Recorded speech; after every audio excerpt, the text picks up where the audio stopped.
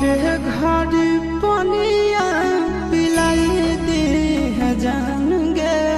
कफन ओढ़ाई दी है टूटत ही जब प्राण गे मोरे घर पनिया पिलाई दी है जान गे कफन ओढ़ाई दी है टूटत ही जब प्राण गे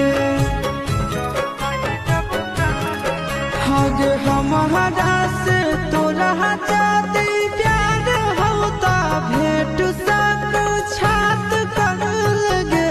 हगे सोनाया गावा हो घर